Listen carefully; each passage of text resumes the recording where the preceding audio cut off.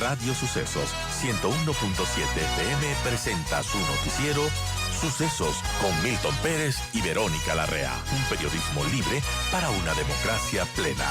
Los hechos y las opiniones de los sucesos que marcan nuestro tiempo.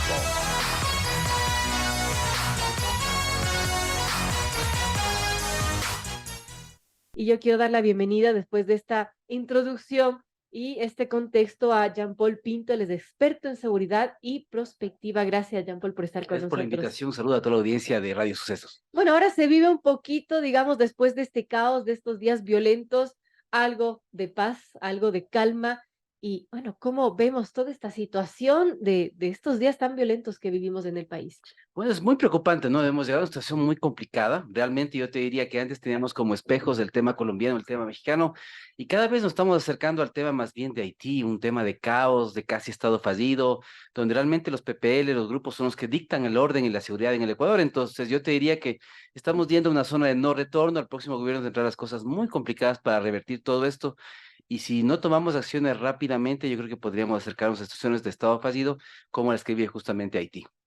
Complicado. Ahora, Jean-Paul, ¿cómo llegamos a esto? ¿Qué se hizo mal o qué se dejó de hacer para llegar a esta situación de casi no retorno? Bien, por un lado me parece que también hubo un desmantelamiento de los sistemas de inteligencia en el país, que en la época de Correa justamente, en lugar de fortalecer lo que estaba hecho ya, me parece a mí que se estructuró todo eso, hubo mal uso de la inteligencia y actualmente estamos viviendo un poquito ese caos, justamente el mal uso de la inteligencia en el Ecuador. Entonces, como no hay una inteligencia sólida, consolidada todavía, porque es un proceso largo, evidentemente esto nos terminó afectando. Y lo otro, evidentemente, es dejar pasar mucho el tema de las cárceles. No logramos tomar a tiempo el control de las mismas y actualmente, como tú has mencionado muy bien, ellos dictan las normas, el SNAI no sabe lo que está pasando o lo sabe muy tarde y realmente ellos son los que hacen y deshacen en las cárceles, ¿no? Lo de Fito, perdón, es una gran muestra de eso, ¿no? Ayer me preguntaban si me sorprendía lo que pasó. Realmente eso no sorprende, es realmente la cotidianidad, es básicamente lo que debería sorprender es por qué no hay más ruedas de prensa, ¿no es cierto? Y si tú viste el video, algo que era realmente, llamaba la atención es que había un policía detrás de Fito, ¿no? Según decía Serrano, ese Bueno, eso decía policía, Serrano, no sabemos eso hay que realmente. confirmar, pero realmente tiene un traje, tiene una chompa de policía, ¿no? Entonces, eso sería aún más grave porque implicaría que hay mucha gente infiltrada ahí. Y el gran problema que estamos viendo actualmente es que no podemos hacer política de seguridad si mucha gente está infiltrada. Y si ese video es cierto y si ese policía está activo todavía, implica realmente que ya ellos no trabajan para el Estado, ellos trabajan para los grupos criminales. Y por eso estamos asistiendo a un tema en el cual la gente que dicta la ley en el Ecuador ya no es la policía, no es la justicia, no es inteligencia, sino son los grupos criminales. Y por eso te digo que cada vez más, si no tenemos precaución y cuidado, esto se desbordará aún más y rebasaremos en tasa de homicidios por 100.000 habitantes a Venezuela y nos acercamos tristemente al caso haitiano, justamente, ¿no? Qué grave. Ahora, el hecho de que estas bandas salgan con videos mostrando sus armas, diciendo, bueno, aquí están las armas, esto es una especie de tregua que estamos proponiendo, una tregua pacífica, ¿qué nos dice? ¿Están mandando las bandas criminales de nuestro país? Sí, más bien lo que están diciendo son medidas de poder, ¿no es cierto? Lo que hicieron en las calles es igual. Lo que están diciendo es, si nos tocan, si nos persiguen, si nos van a quitar las armas, nosotros vamos a incendiar la ciudad.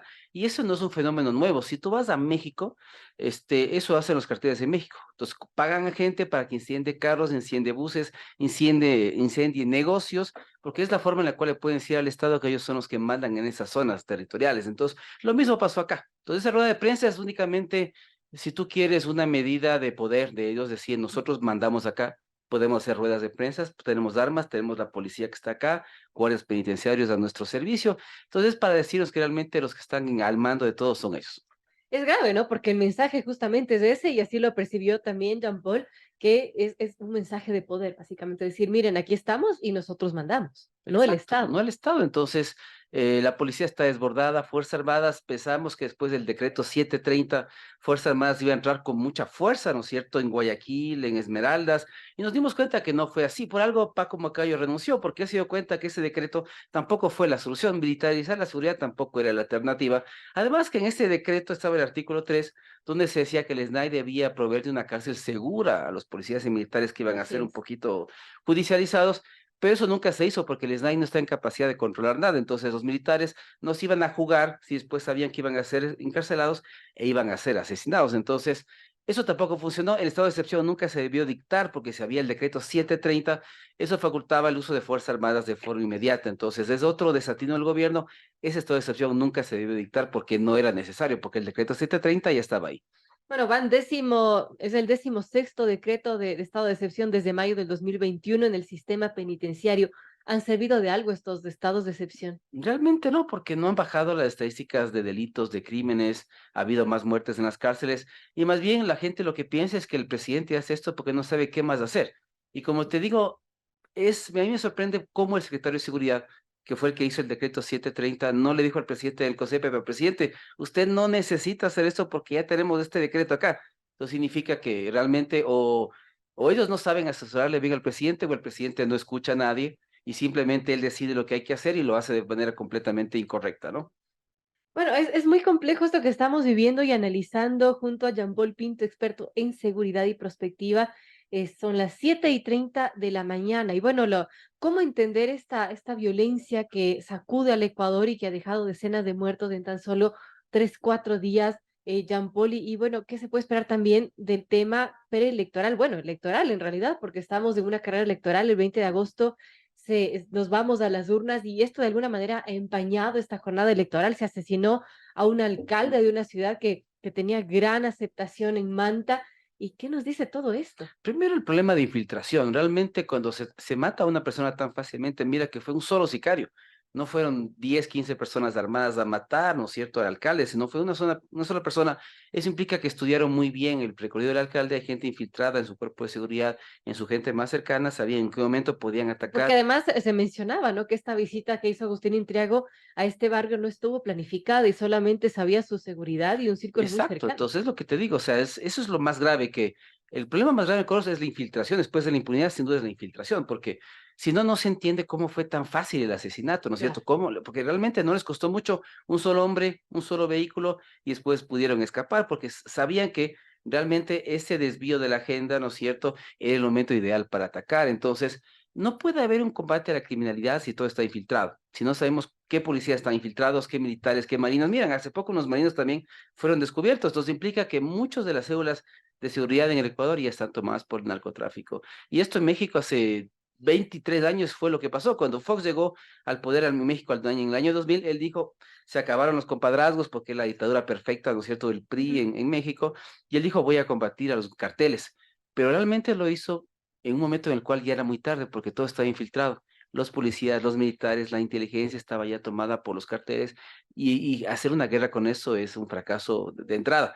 Y es lo que pasa aquí. No podemos, ¿no es cierto?, atacar a los grupos si no estamos claros quién está infiltrado, si no hacemos un tema de depuración primero, para después poder hacer políticas de seguridad. Ahora, una depuración, pero si están infiltrados todos, ¿cómo hacemos?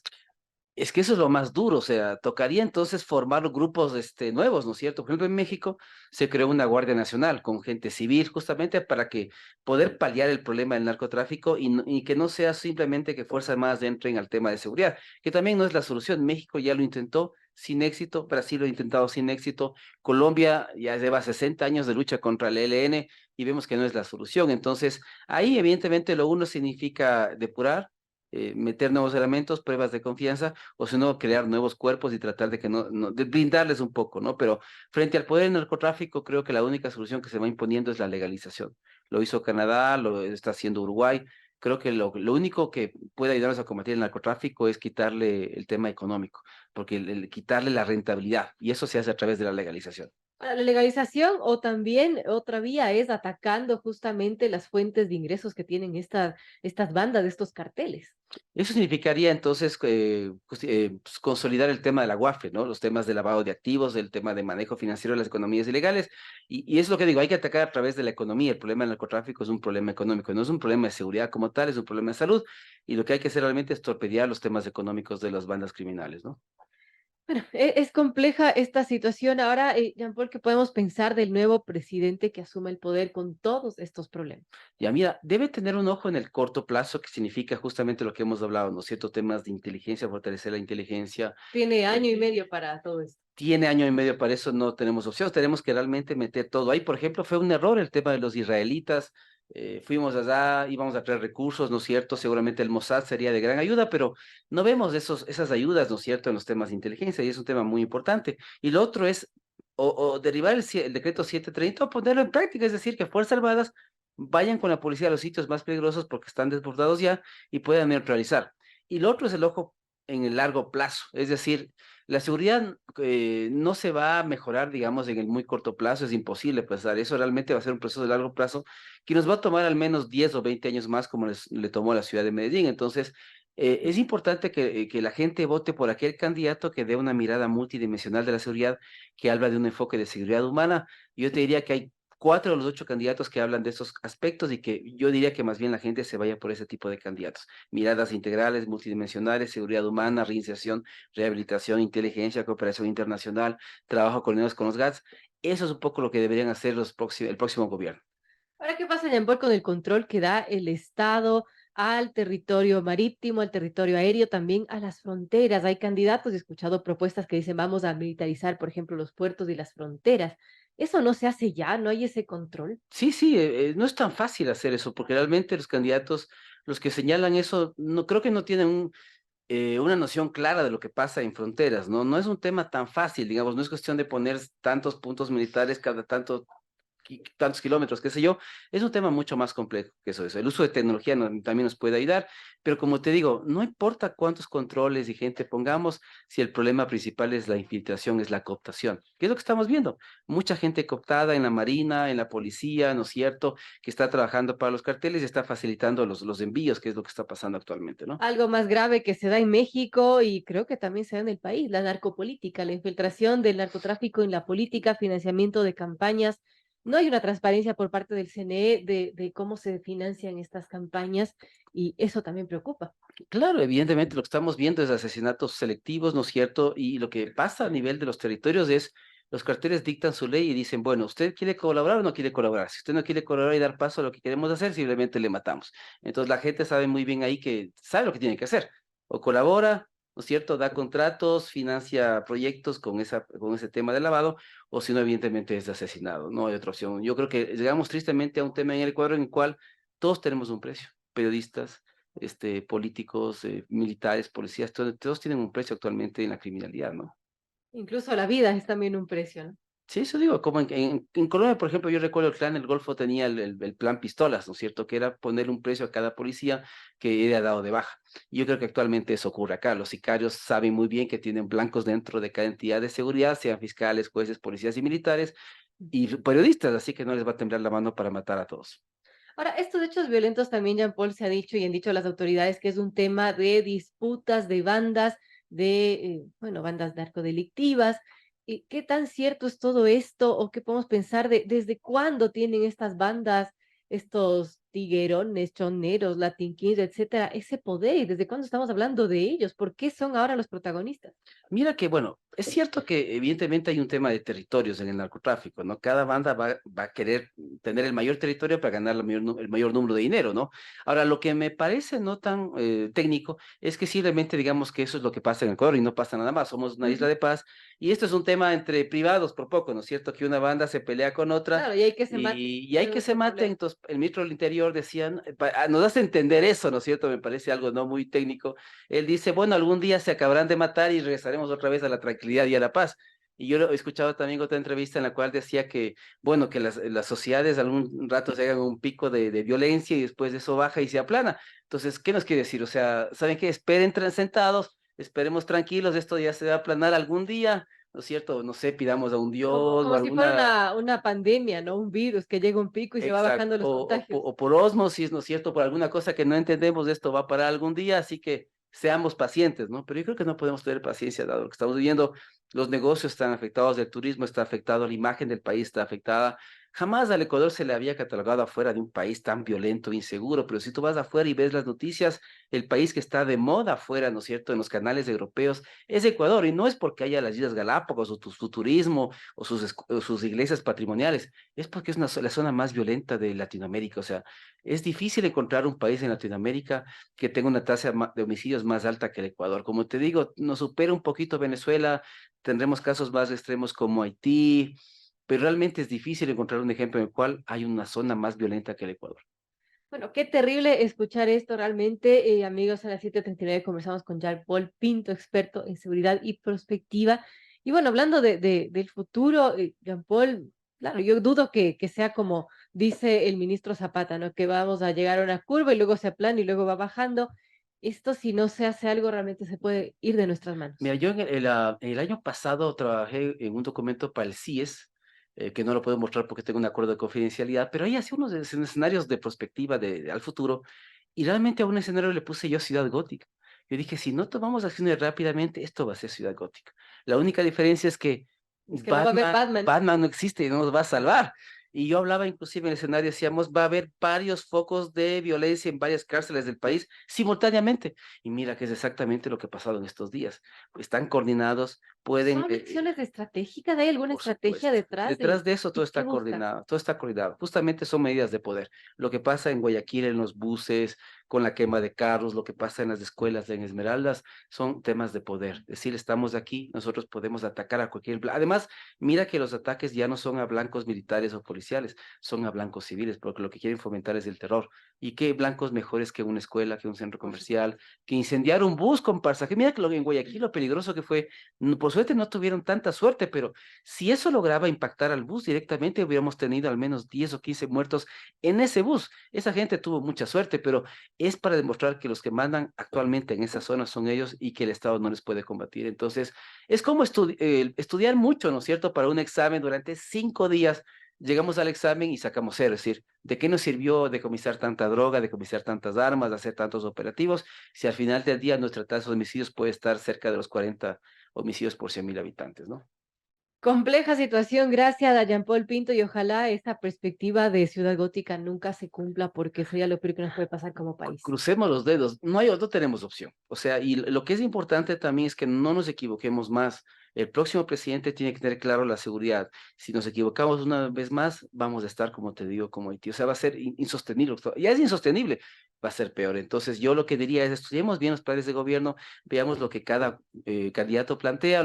Yo te digo, los más integrales, y rápidamente, Jacob, Villavicencio, González tiene cosas interesantes, y Herbas, los cuatro que me han gustado más en los No temas de Jan seguridad. Topic, que es el que Eh, habla de la seguridad Mira que justamente. cuando uno lee el plan de gobierno de él, hay muy pocas cosas, es un tema muy general. A mí me sorprendió mucho, justamente como tú dices.